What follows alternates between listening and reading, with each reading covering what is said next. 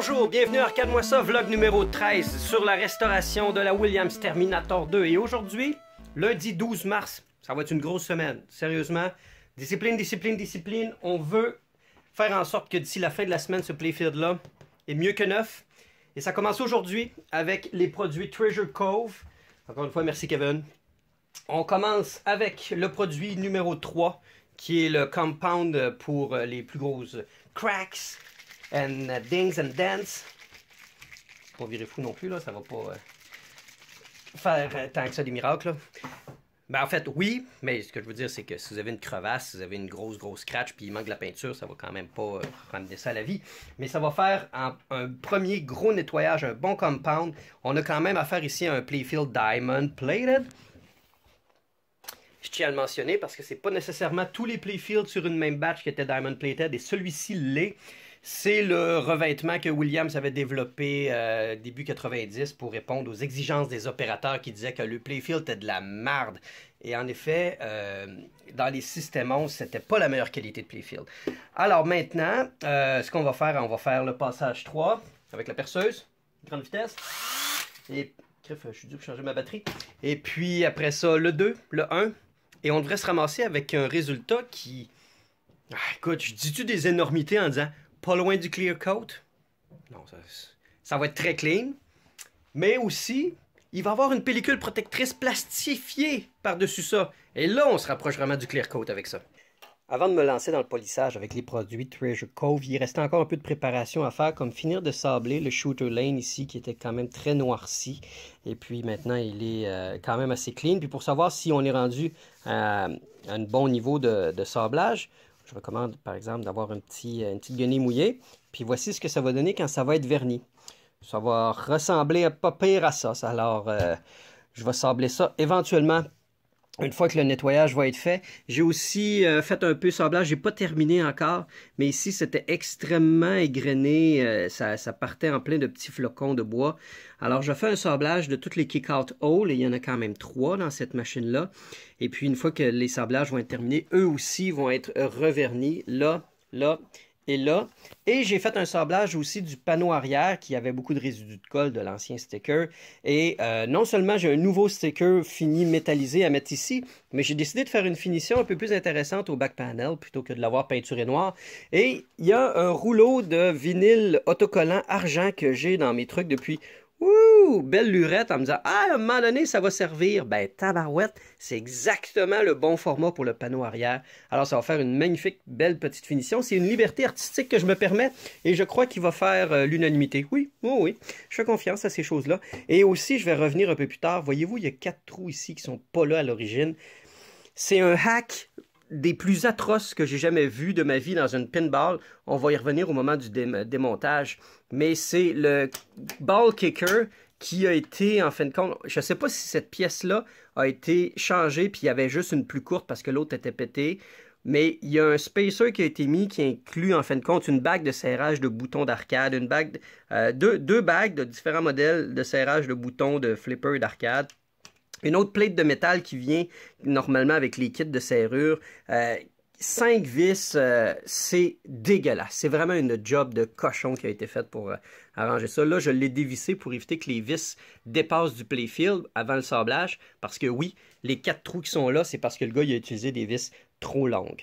Job de cochon. OK, ça fait que... passage de la mousse. On finit le sablage des petits trous. Et on passe la mousse numéro 3. Je suis présentement avec mon neveu Olivier qui m'accompagne dans le processus de cire. Et là, j'ai passé la cire numéro 3, je viens de la polir. Et puis, qu'est-ce que t'en penses, Oli? Tu trouves que ça va pas pire? Ouais, ça donne un bel effet. Puis, même que ça soit terminé, ça va toujours être plus beau. Exactement. C'est extrêmement prometteur. Alors, je voulais m'aligner comme ça, justement, pour montrer la progression du reflet de lumière, comment ça va juste s'améliorer de fois en fois à chaque passage. Alors, on embarque tout de suite avec la pâte numéro 2. Deuxième shot de fête, c'est que t'en penses, Oli? Ah, c'est beau. C'est mieux que la première, c'est sûr, parce qu'il y a la deuxième shot. Puis on voit vraiment le reflet de la lumière dedans. Ouais. C'est beau. Ça va être encore meilleur. Très prometteur, hein? On dirait pratiquement, écoute, je pensais... J'ai vraiment l'impression de l'effet métallique.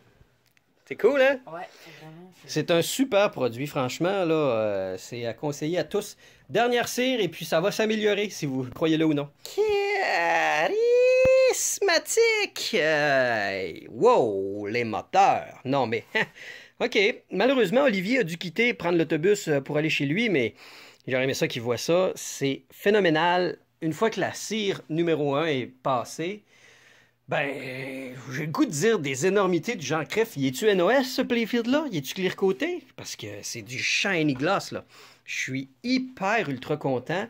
Il était tellement terne au premier nettoyage, ça n'a aucune comparaison avec ce que c'était. Bon, maintenant, trêve de superlatifs. Il me reste encore un peu de boulot à faire avant de dire que tout ça est terminé. Veux pas, avec le passage de ce genre de cire, il s'accumule quand même pas mal de petites schnutz dans les trous. Alors, j'ai un nettoyage à faire dans chacun des petits trous. Donc, oui, toujours agréablement surpris du résultat de la cire sur le Playfield. J'ai terminé de nettoyer chacun des sockets, trous et autres ouvertures du Playfield. J'ai même appliqué l'autocollant argenté derrière et mis le nouvel autocollant avec un design Metallic. Il y avait une petite découpe dans mon vinyle, c'est pourquoi il y a une petite coche dans le bas, mais il ne faut pas s'en formaliser parce qu'il faut se rappeler qu'il va y avoir une barre de métal qui va en dessous de tout ça, qui camoufle le tout. Alors, rien de ça va ne paraître au produit final. Il me reste donc deux petites choses à faire. Mettre une potée ici parce que vous savez, la petite job de schnout qui a été faite ici avec la vis qui a dépassé, ça a fait lever une éclisse de bois. J'ai dû enlever la section de bois qui était décollée, le petit laminage ici. Ça laisse une ouverture quand même assez grosse. Alors, je dois la boucher avec du plastic wood.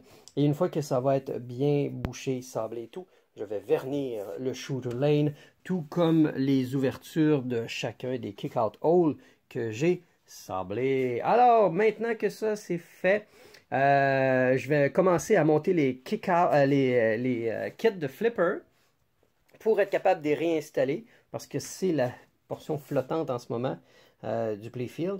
Alors, une fois que ça va être fait, on va commencer le réassemblage.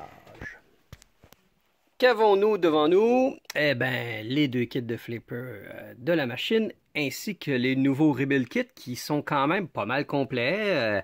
Alors, ça implique la sleeve, le condensateur, le plunger, le end of stroke, le coil stop, le spring, le nylon sleeve et les bolts de coil stop. Ça, c'est les coil stop UAE.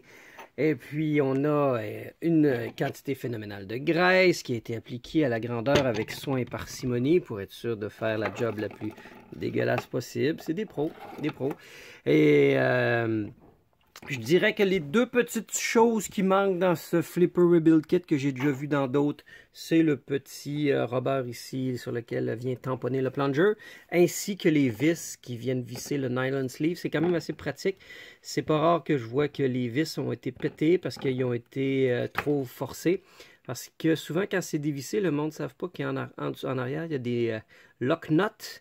Et puis, la vraie bonne façon de dévisser ces vis-là, c'est pas en y allant de l'extérieur, mais il faut comme tout dévisser l'assemblage et venir pogner la lock nut en arrière pendant qu'on dévisse.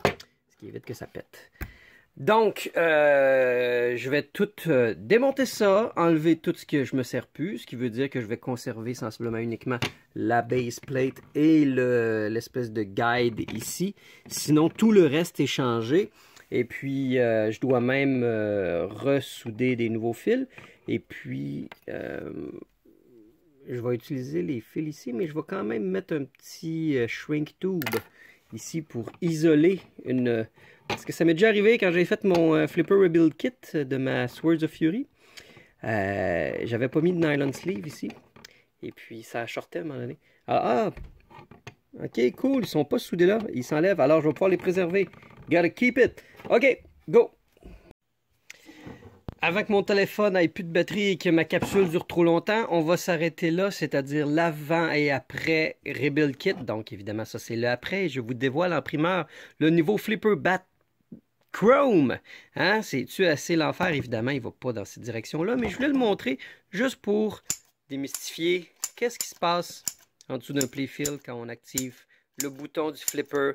Le solénoïde ici s'active. le coil et donne le méga swing et il vient, au bout de sa course, désactiver le end of stroke. Et puis regardez comment ça fait du bien, c'était tellement dégueulasse. Il était aussi pire que ça l'autre, inside out. Ça, c'était complètement huilé graissé. Why? But why? Alors, je vais faire l'autre, je vais les assembler off camera. Et sur ce, je vous dis merci d'être à l'écoute et à bientôt pour le vlog numéro 14. À plus!